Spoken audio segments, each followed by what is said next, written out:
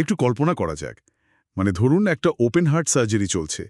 একজন সার্জন রোগীর হার্ট পুরোপুরি স্পন্দনহীন করে দিয়েছেন। প্রায় 2 ঘন্টার জন্য। হ্যাঁ, প্রায় 2 ঘন্টা। ওই দীর্ঘ সময়টাতে রোগীকে কে বাঁচিয়ে রাখছেন? উত্তরটা শুনলে হয়তো অনেকেই চমকে উঠবেন। মানে সাধারণ মানুষ তো ভাবেন সার্জনই সব করছেন। ঠিক। অথচ ওই মুহূর্তে রোগীকে বাঁচিয়ে রাখার মূল দায়িত্বটা সার্জনের নয়, বরং একজন পারফিউশন টেকনোলজিস্টের। একদম। তিনি এমন একটা যন্ত্র চালাচ্ছেন যা রোগীর শরীরের বাইরে থেকে রক্ত পাম্প করছে আর অক্সিজেন সাপ্লাই দিচ্ছে। অথচ আমরা যখন চিকিৎসা বিজ্ঞানের কথা ভাবি, আমাদের চোখের সামনে শুধু এমবিবিএস ডিগ্রিধারী চিকিৎসকদের ছবি ভেসে ওঠে। হ্যাঁ, আসলে বিষয়টা যেন একটা বিশাল সিম্ফনি অর্কেস্ট্রার মতো। মানে আমরা শুধু কন্ডাক্টর বা পরিচালকের দিকেই মুগ্ধ হয়ে তাকিয়ে থাকি। তাই তো। কিন্তু যারা প্রথম বেহালা বা পারকাশন বাজাচ্ছেন, সেই অনবদ্য শিল্পীদের আমরা প্রায়শই উপেক্ষা করে যাই আর কি। দারুণ একটু উপমা দিলেন। আর আধুনিক চিকিৎসা ব্যবস্থা ঠিক এরকমই, একটা বিশাল আর জটিল ইকোসিস্টেম। এখানে একজন চিকিৎসক অবশ্যই কন্ডাক্টরের ভূমিকায় থাকেন, কিন্তু তার চারপাশে থাকা এই মানে অ্যালাইড হেলথ কেয়ার প্রফেশনালস যারা, হ্যাঁ, ওই সহযোগী স্বাস্থ্যকর্মীরা। ঠিক, তাদের ছাড়া পুরো সিস্টেমটা এক মুহূর্ত চলতে পারে না। মুশকিল হলো আমরা সবসময় শুধু ওই দৃশ্যমান অংশটুকুই দেখি। পেছনের এই বিশাল কাঠামোটা আমাদের নজর এড়িয়ে যায়। একদমই তাই।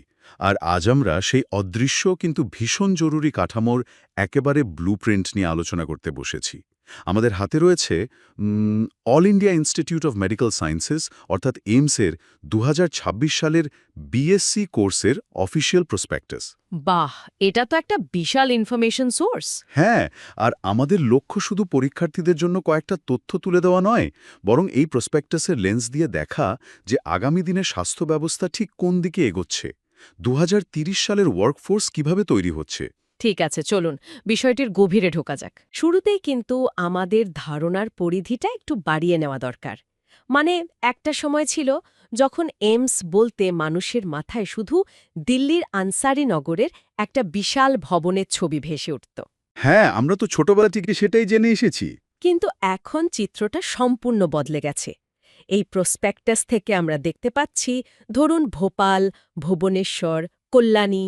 আমাদের রাজ্যের কল্যাণী। হ্যাঁ, কল্যাণী। তারপর দেওঘর থেকে শুরু করে একেবারে রাজকোট এবং জম্মু পর্যন্ত মোট 18টি নতুন এইমস এই বিশাল কার্যক্রমে অংশ নিচ্ছে। ও আচ্ছা, 18টা। একদম। অর্থাৎ দেশের সেরা চিকিৎসা শিক্ষা এখন আর কোনো একটি শহরে আটকে নেই। এটি দেশ জুড়ে একটি বিশাল, মানে বিকেন্দ্রীকৃত নেটওয়ার্কে পরিণত হয়েছে। এটা যেন একটা একক নক্ষত্র থেকে একটা পুরো গ্যালাক্সি বা তারাকামণ্ডলীতে পরিণত হয়েছে। খুব সুন্দর বলেছেন বিষয়টা। আর এই গ্যালাক্সিতে যে বিষয়গুলো পড়ানো হচ্ছে, মানে তার তালিকা দেখলে সত্যিই বিস্ময় জাগে। যেমন ধরুন, নার্সিংয়ের ক্ষেত্রে দুটো খুব স্পেসিফিক ভাগ রয়েছে, বিএসসি অনার্স নার্সিং আর পোস্ট বেসিক নার্সিং।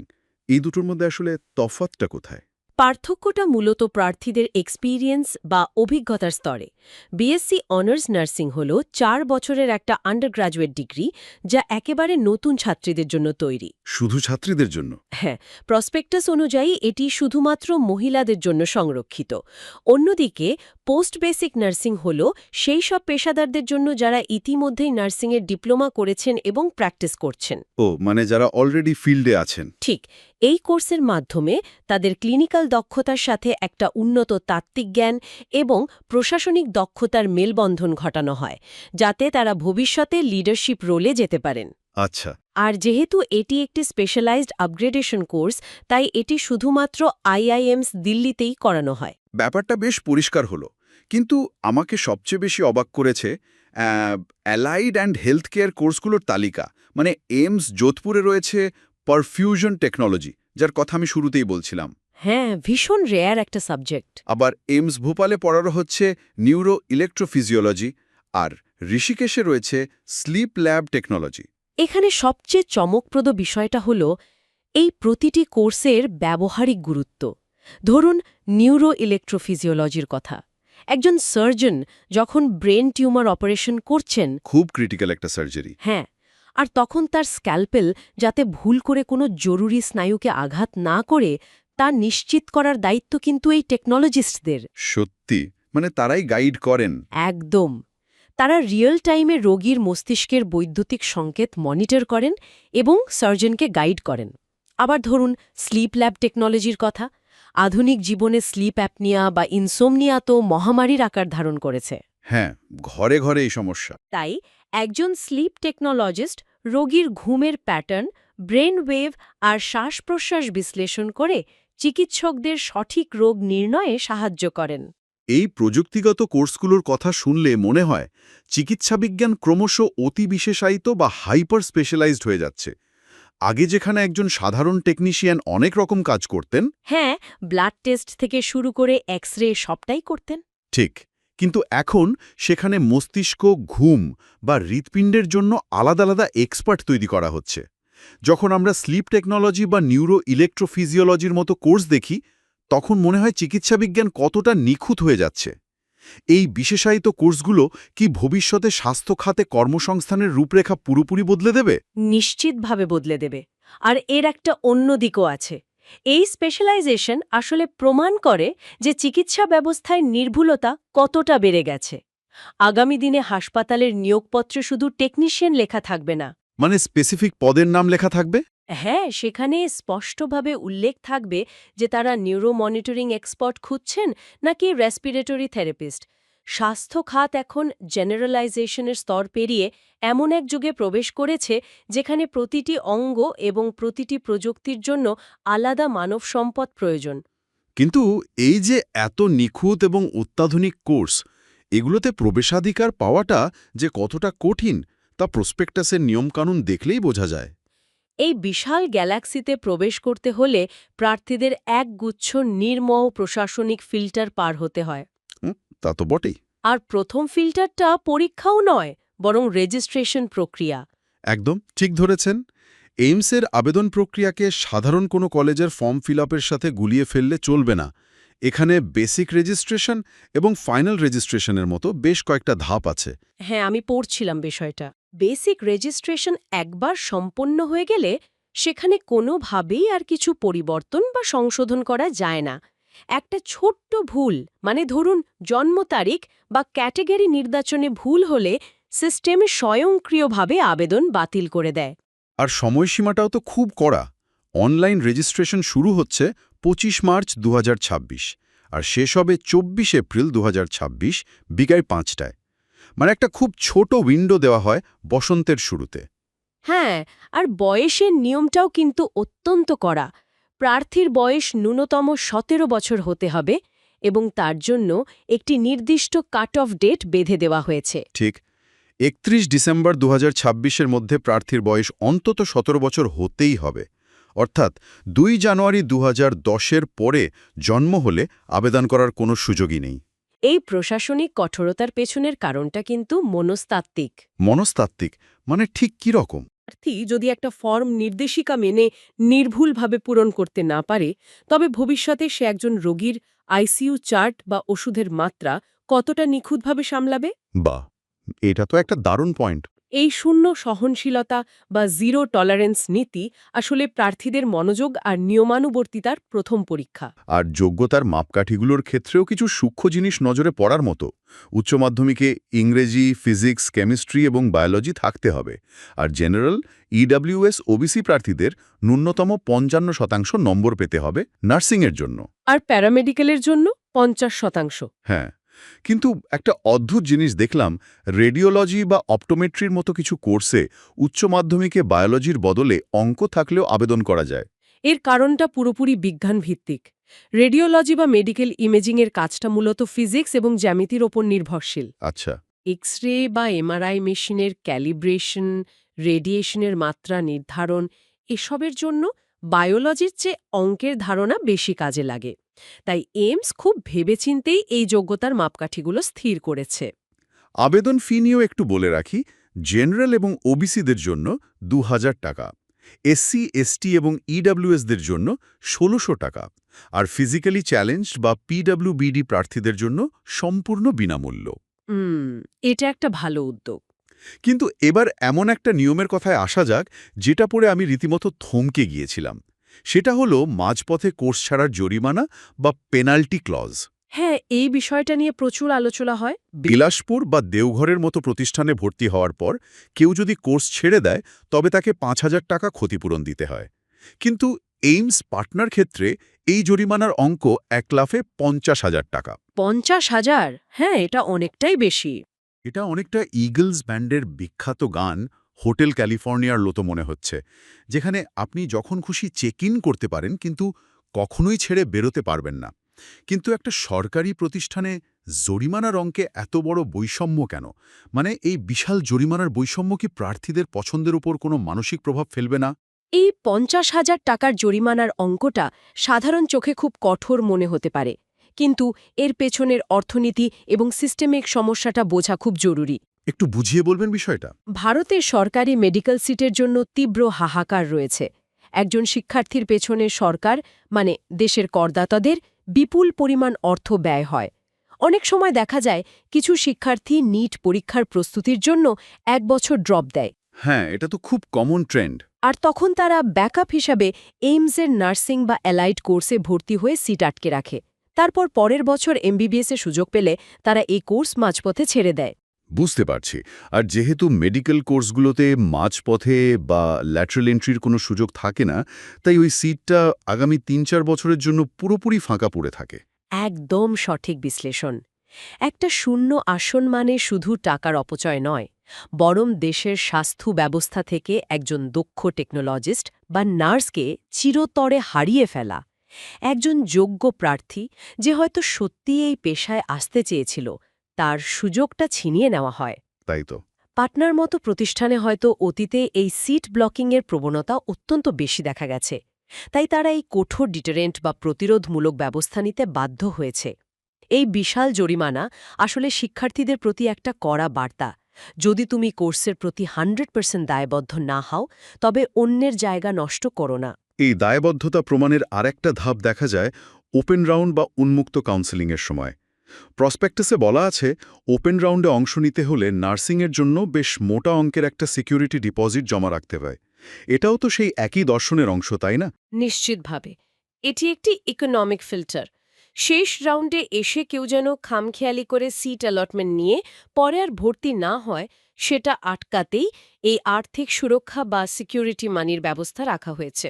এই সব নিয়মকানুন এবং জরিমানার গোলকধাঁধা তো গেল, কিন্তু আসল যুদ্ধক্ষেত্র হল প্রবেশিকা পরীক্ষা। প্রসপেক্টাস বলছে এই পরীক্ষা সম্পূর্ণ অনলাইন মোডে হবে, অর্থাৎ কম্পিউটার বেসড টেস্ট। হ্যাঁ, আর এই পরীক্ষার কাঠামোটাও কোর্সের ধরন অনুযায়ী খুব সুন্দরভাবে সাজানো হয়েছে। পরীক্ষার তারিখগুলো কিন্তু আলাদা। পোস্ট বেসিক নার্সিংয়ের পরীক্ষা 30 মে, হর্নস নার্সিংয়ের পরীক্ষা 27 জুন এবং অ্যালাইড হেলথ কেয়ারের পরীক্ষা 4 জুলাই 2026 তারিখে অনুষ্ঠিত হবে। আর আসনের সংখ্যাগুলো কিন্তু খেয়াল করার মতো। হ্যাঁ, হর্নস নার্সিংয়ের জন্য মোট ১৩৬৬টি আসন এবং অ্যালাইড হেলথ কেয়ারের জন্য ৭২৫টি আসন রয়েছে। পোস্ট বেসিক নার্সিংয়ের নির্বাচন প্রক্রিয়াটার দিকে যদি আমরা তাকাই, দেখব সেটা 2 স্তরের। প্রথমে একটি ৯০ মিনিটের লিখিত পরীক্ষা হয়, যেখানে নার্সিংয়ের বিভিন্ন বিষয় থেকে প্রশ্ন থাকে। এরপর যারা উত্তীর্ণ হন তাদের পার্সোনাল অ্যাসেসমেন্ট বা ইন্টারভিউর জন্য ডাকা হয়। অন্যান্য আন্ডার গ্র্যাজুয়েট কোর্সে তো সরাসরি লিখিত পরীক্ষার মাধ্যমেই ভর্তি নেওয়া হয়। তাহলে পোস্ট বেসিকের ক্ষেত্রে এই পার্সোনাল অ্যাসেসমেন্ট কেন? কারণটা খুব সহজ। যারা পোস্ট বেসিকে আবেদন করছেন তারা তো ইতিমধ্যেই কাজ করছেন এমন নার্স। তাদের শুধু বইয়ের জ্ঞান পরীক্ষা করলে চলবে না। একটি আপৎকালীন পরিস্থিতিতে তারা কিভাবে সিদ্ধান্ত নেন, তাদের ক্লিনিক্যাল জাজমেন্ট কেমন, সেগুলো মূল্যায়ন করার জন্যই এই ইন্টারভিউ রাখা হয়েছে। বুঝতে পারলাম। পরীক্ষার কাঠামোর ক্ষেত্রে অনার্স নার্সিংয়ের পরীক্ষায় ফিজিক্স, কেমিস্ট্রি এবং বায়োলজি থেকে ৩০টি করে আর জেনারেল নলেজ থেকে 10টি প্রশ্ন থাকবে। কিন্তু সমস্ত পরীক্ষার ক্ষেত্রে সবচেয়ে বিপজ্জনক যে জিনিসটা ওত পেতে থাকে তা হল নেগেটিভ মার্কিংয়ের ফাঁদ। ও হ্যাঁ, এটা একটা বড় ফ্যাক্টর। প্রসপেক্টাসে খুব স্পষ্টভাবে বলা আছে, প্রতিটি সঠিক উত্তরের জন্য +1 নম্বর পাওয়া যাবে, কিন্তু ভুল উত্তরের জন্য 1/3 বা 1/3 নম্বর কেটে নেওয়া হবে। একাধিক উত্তর দিলেও তা ভুল হিসাবে গণ্য হবে। একদম। এখানে ব্যাপারটা ঠিক যেন ক্যাসিনোতে বসে জুয়া খেলার মতো। অন্ধের মতো ঢিল ছুড়লে নিজের কষ্টার্জিত পয়েন্টের একটা বড় অংশ নিমেষে হারাতে হবে। যদি আমরা বিষয়টিকে একটু বড় দৃষ্টিকোণ থেকে দেখি, তাহলে এই নেগেটিভ মার্কিংয়ের আসল উদ্দেশ্যটা পরিষ্কার হবে। এটা শুধু নম্বর কাটার কোনো গাণিতিক পদ্ধতি নয়, এটি আসলে প্রার্থীদের রিস্ক ম্যানেজমেন্ট বা ঝুঁকি নেওয়ার ক্ষমতা যাচাই করার একটা দুর্দান্ত মনস্তাত্ত্বিক পরীক্ষা। মনস্তাত্ত্বিক পরীক্ষা কিভাবে? চিকিৎসা বিজ্ঞানে গেসিং গেম খেলার বা আন্দাজে কাজ করার কোনো জায়গা নেই। ইমার্জেন্সি রুমে বা অপারেশন থিয়েটারে একজন স্বাস্থ্যকর্মী যদি নিশ্চিত না হন যে রোগীকে কোন ওষুধটা দিতে হবে, তবে তার সবচেয়ে বড় দায়িত্ব হল থেমে যাওয়া এবং একজন সিনিয়রকে ডাকা। খুব সত্যি কথা। ইনজেকশন দিলে রোগীর মৃত্যু পর্যন্ত হতে পারে। এই প্রবেশিকা পরীক্ষাতেই সেই মানসিকতার বীজ বপন করা হচ্ছে। প্রার্থী কি জানেন তার জ্ঞানের পরিধি কতটা? তিনি কি জানেন কখন তাকে থেমে যেতে হবে? বাহ! যে শিক্ষার্থী অন্ধের মতো সব প্রশ্নে টিক মেরে আসে, এইমস বুঝিয়ে দিচ্ছে যে স্বাস্থ্য খাতে তার মতো হটকারী মানুষের কোনো জায়গা নেই। দারুণ একটা বিশ্লেষণ। আমি বিষয়টা এভাবে ভেবেই দেখিনি। যারা শুনছেন তাদের মনে করিয়ে দিই, এইমসের ঠিকানা হলো দিল্লির শ্রী অরবিন্দ মার্গ, আনসারিনগর। কিন্তু সেখানে পৌঁছানোর আসল রাস্তাটা কোনো ভৌগোলিক সড়ক নয়, বরং এই 1-3 নেগেটিভ মার্কিংয়ের মনস্তাত্ত্বিক ফাঁদেরই নিজের আবেগকে নিয়ন্ত্রণ করার ক্ষমতা। একদম। এর পাশাপাশি ডিসিপ্লিন বা শৃঙ্খলার নিয়মগুলো খুব আকর্ষণীয়। হ্যাঁ, প্রসপেক্টাসে জালিয়াতি রোধের ক্ষেত্রে এক চুলও আপোস করা হয়নি। ব্লুটুথ ডিভাইস, ডিজিটাল ঘড়ির মতো জিনিস তো নিষিদ্ধ বটেই, কিন্তু সবচেয়ে কড়া সতর্কবার্তা দেওয়া হয়েছে ছবি আপলোডের ক্ষেত্রে। হ্যাঁ, ওই মফট ছবির ব্যাপারটা। বিকৃত বা এডিটেড ছবি আপলোড করলে সরাসরি আইনি ব্যবস্থা নেওয়ার কথা বলা হয়েছে। ভারতে বিভিন্ন রাজ্যের প্রবেশিকা পরীক্ষাগুলোতে ইমপারসনেশন বা একজনের বদলে অন্যজনের পরীক্ষা দেওয়ার চক্র তো একটা বড় সমস্যা। এইমস এই জালিয়াতি রুখতে প্রযুক্তির সর্বোচ্চ ব্যবহার করছে। বায়োমেট্রিক ভেরিফিকেশনের উপর খুব জোর দেওয়া হয়েছে এবার। তাহলে এই সব কিছুর মানে আসলে কি দাঁড়াচ্ছে? এতক্ষণ ধরে আমরা প্রসপেক্টাসের পাতা উল্টে যে বিষয়গুলো নিয়ে কাটাছেঁড়া করলাম, কোর্সের বৈচিত্র্য থেকে শুরু করে বয়সের কড়াকড়ি, জরিমানার অঙ্ক বা নেগেটিভ মার্কিংয়ের মনস্তত্ত্ব, এই পুরো আলোচনাটা একজন সাধারণ মানুষের কাছে কেন এত গুরুত্বপূর্ণ? সেটাই তো আসল প্রশ্ন। যারা এই পরীক্ষা দিচ্ছেন না বা দেওয়ার বয়স পার করে এসেছেন, তাদের এই বিষয়গুলো জেনে কি লাভ? লাভটা হলো সিস্টেমের প্রতি বিশ্বাস এবং ভরসা। আমরা সবাই কোনো না কোনো দিন কোনো না কোনোভাবে হাসপাতালের দ্বারস্থ হই। সেই বিপদের দিনে আমাদের জীবন কিন্তু শুধু একজন ডাক্তারের হাতে থাকে না। না, একদমই না। আমাদের জীবন নির্ভর করে ওই নার্স, ওই রেডিওলজিস্ট, ওই পারফিউশন টেকনোলজিস্টের উপর। এই প্রসপেক্টাসটা আমাদের সেই নিশ্চয়তা দেয় যে আমাদের সেবারই যাদের নিয়োগ করা হচ্ছে তারা দেশের সবচেয়ে কঠিন, সবচেয়ে নির্মম এবং সবচেয়ে বৈজ্ঞানিক একটি চালনি দিয়ে ছেকে উঠে এসেছেন। তাদের দক্ষতা নিয়ে কোনো আপোস করা হয়নি। একেবারে। এই বিস্তারিত বিশ্লেষণ থেকে আমরা আধুনিক চিকিৎসা বিজ্ঞানের এক নতুন দিগন্ত দেখতে পাচ্ছি।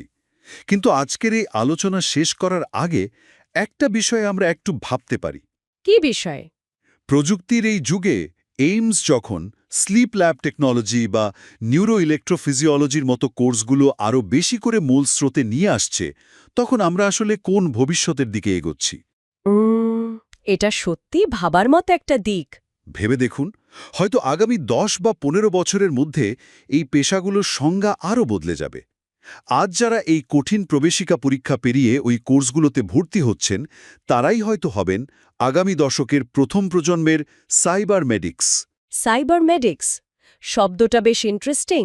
মানে এমন একটা সময় হয়তো খুব দূরে নেই যখন এই টেকনোলজিসদের মূল কাজ হবে মানুষের স্নায়ুতন্ত্রের সাথে আর্টিফিশিয়াল ইন্টেলিজেন্স বা রোবোটিক্সের সরাসরি মেলবন্ধন ঘটানো। মানুষের শরীর এবং যন্ত্রের মাঝখানের যে অদৃশ্য সেতু, এই শিক্ষার্থীরাই হবে সেই সেতুর প্রধান স্থপতি। যারা এই আলোচনা শুনছেন তারা এই বিষয়টা নিয়ে কিন্তু নিজেদের মতো করে একটু ভেবে দেখতে পারেন। চিন্তাটা সত্যিই রোমাঞ্চকর এবং একই সাথে ভীষণ বাস্তব। চিকিৎসা ব্যবস্থার এই যে অভাবনীয় রূপান্তর আমাদের চোখের সামনেই ঘটছে, তার গতিবিধি বুঝতে হলে এই ধরনের প্রাতিষ্ঠানিক ব্লুপ্রিন্টগুলোর দিকে নজর রাখা ছাড়া সত্যিই কোনো বিকল্প নেই। ঠিক তাই।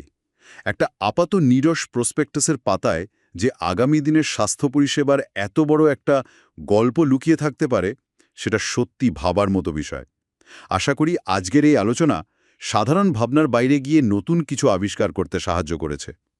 এই বিশেষায়িত কোর্সগুলো বা পরীক্ষার নিয়মকানুন সম্পর্কে আরও গভীরে জানতে চাইলে অফিসিয়াল প্রসপেক্টাসটি থেকে নিজে পড়াশোনা করতে পারেন। নিজেদের কৌতূহল এভাবেই জিয়ে রাখুন। আজ এ পর্যন্তই।